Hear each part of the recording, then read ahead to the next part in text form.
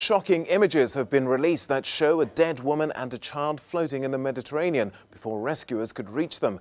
A warning that you may find these images disturbing. A rescue boat operated by Spanish charity Proactiva Open Arms found the two bodies about 80 nautical miles off Libya's coast.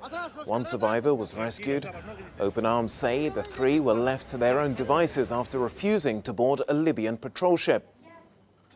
I'm joined now by Euronews correspondent Annalise Borges, who last month spent 10 days on board the rescue ship Aquarius. Annalise, hi. A new tragedy in the Mediterranean. What do we know about what happened?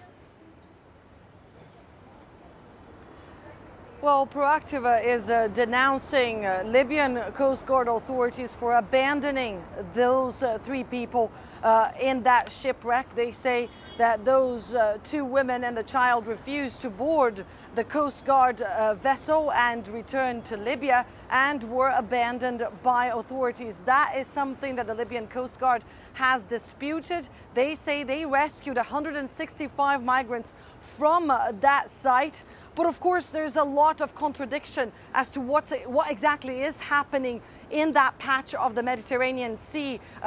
NGOs have been denouncing the decision by the International Maritime Organization to grant the authority the responsibility of that area to Libyan authorities. That area of international waters used to be patrolled, used to be coordinated by Italy. And of course, NGOs had been conducting for the past 2 years search and rescue operations in that area. And now, for the last 2 weeks, it's under the responsibility of Libyan Coast Guard authorities. NGOs say that those authorities, those Libyan officials, have absolutely no capability, they are not prepared, they haven't been trained, and they don't have the right equipment to provide assistance for people at sea. They also denounced the decision to let Libyan authorities provide that kind of service because Libya is not considered a port of safety for those people to return to. Annalise, you spent 10 days with migrants who attempted to make the passage across the Mediterranean. What motivates them to risk their lives in this way?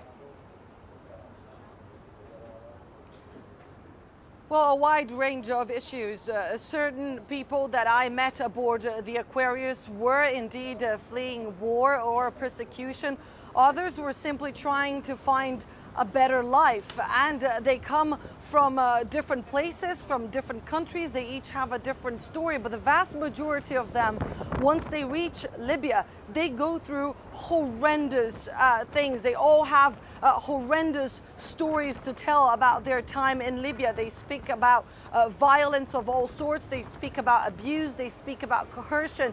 And that is precisely why NGOs such as Proactiva, but also MSF, and SOS Méditerranée have been urging European authorities not to land the responsibility for that patch of the Mediterranean to the Libyans. They say Libyan authorities cannot provide the safety that these people are looking for. These are desperate people who are trying to find a better life and who have been through a lot. Whether or not they are fleeing war is, of course, a separate issue. Whether or not they have a place to go back to is a separate issue. But once they reach Libya and once they actually board those dinghies to cross into Europe, they have been through so much. The NGOs insist these people urgently need protection, and Europe right now, according to these NGOs, is failing to provide them with such protection.